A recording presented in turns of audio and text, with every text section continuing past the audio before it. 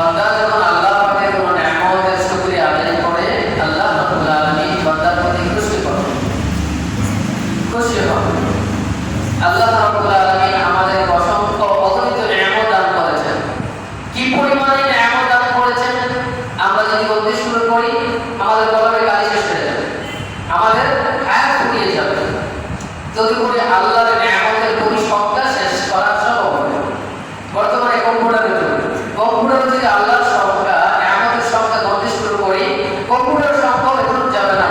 আল্লাহ রাব্বুল আলামিন নিজ ইচ্ছায় নিজ অনুগ্রহে আপনাকে আমাকে ভালোবাসে মহব্বত করে মার গর্ভে থাকা থেকে নিয়ে একটা মানুষ জন্মের পরে জন্ম থেকে নিয়ে তার মৃত্যু পর্যন্ত যতটুকু যা কিছুর প্রয়োজন সব কিছু আল্লাহ রাব্বুল আলামিন আপনাকে আমাকে নিজ অনুগ্রহে আমাদের উপর কি করেছেন, দান করেছেন।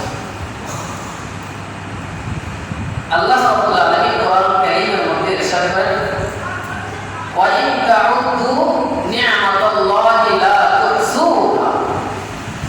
আমি আল্লাহ রাব্বুল আলামিন তোমাদেরকে এত নিয়ামত দান করেছি, যদি নিয়ামত তোমরা করতে শুরু করো তোমরা করে শেষ করতে পারবে না। কার কথা? আল্লাহর কথা। কার কথা বলে? আল্লাহর কথা। এখন আল্লাহ রাব্বুল আলামিন আমাদেরকে নিয়ামত দিয়েছেন, নিয়ামত ব্যবহার করা অনুমতি দিয়েছেন। এখন নিয়ামত ব্যবহার করার পদ্ধতি সিস্টেম নবীদের মাধ্যমে আল্লাহ শিখিয়ে দিয়েছেন।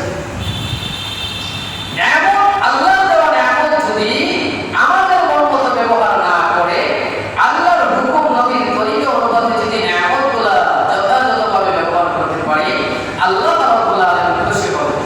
আল্লাহ রাব্বুল আলামিন কোরআন কারীম আয়াতের মধ্যে বলেন, লা ইন শাকারতুম লা আযীদান্নাকুম ওয়া লা ইন কাফারতুম ইল্লা আযাবি লাশাদীদ।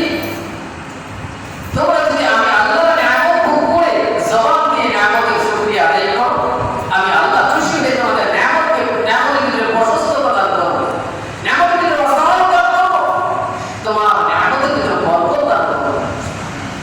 আর যদি নিয়ামতের শুকরিয়া আদায় না করো, তাহলে দুনিয়ার মধ্যে নিয়ামত ভোগ করা ঠিক আছে, নিয়ামতের ভিতরে কি পাওয়া যাবে না, শান্তি পাওয়া যাবে না, অশান্তি বিরাজমান করবে।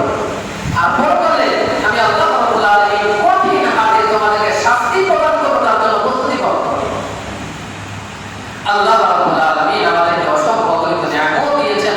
আল্লাহর নিয়ামত পায়ের নিচে থেকে মাথা পর্যন্ত আমরা চোখে যা দেখি, চতুর্দিকে আল্লাহর নিয়ামত আমাদেরকে বেষ্টনে দিয়ে রাখছে।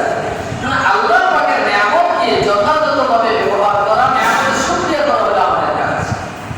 তাহলে আল্লাহ রাব্বুল